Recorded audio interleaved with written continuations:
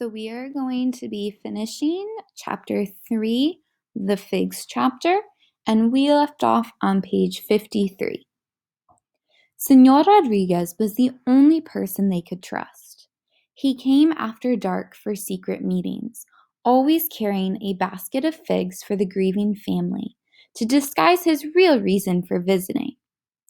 Esperanza fell asleep each night on a blanket on the floor, listening to the adults' hushed voices and mysterious plans, and smelling the plentiful piles of white figs that she knew would never be eaten. At the end of the week, Esperanza was sitting on the small step to Hortensia and Alfonso's cabin when Tio Luis rode up. He remained on his horse and sent Alfonso to bring Mamá. In a few minutes, Mamá walked toward them, drying her hands on her apron. She held her head high and looked beautiful, even dressed in the old clothes from the poor box. Luis, I have considered your proposal, and in the interest of the servants and Esperanza, I will marry you in due time. But you must begin replanting and rebuilding immediately, as the servants need their jobs. Esperanza was quiet and stared at the dirt, hiding the smirk on her face.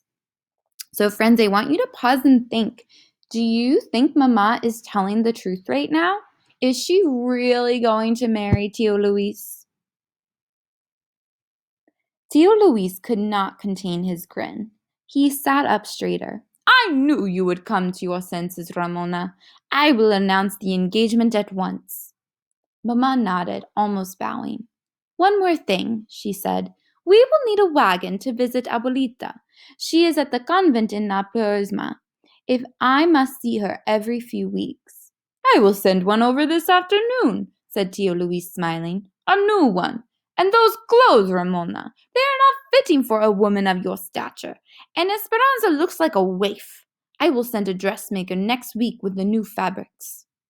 In the nicest way possible, Esperanza looked up and said, Thank you, Tio Luis. I am happy that you will be taking care of us. Yes, of course, he said, not even glancing at her. Esperanza smiled at him anyway, because she knew she would never spend a night in the same house with him, and he would never be her stepfather. She almost wished she would be able to see his face when he realized that they had escaped. He wouldn't be grinning like a proud rooster then. The night before the dressmaker was scheduled to come, Mama woke Esperanza in the middle of the night, and they left only with what they could carry. Esperanza held a valise filled with clothes, a small package of tamales, and her doll from Papa. She and Mama and Hortensia were wrapped in dark shawls to blend in with the night. They could not take a chance of walking on the roads, so Miguel and Alfonso led them through the grape rows, weaving across Papa's land toward the Rodriguez ranch. There was enough moonlight so that they could see the outlines of their twisted and charred trunks, the burnt-out vines rolling in parallel lines toward the mountains. It looked as if someone had taken a giant comb, dipped it in black paint, and gently swirled it across a huge canvas. They reached the fig orchard that separated Papa's land from Señor Rodriguez's.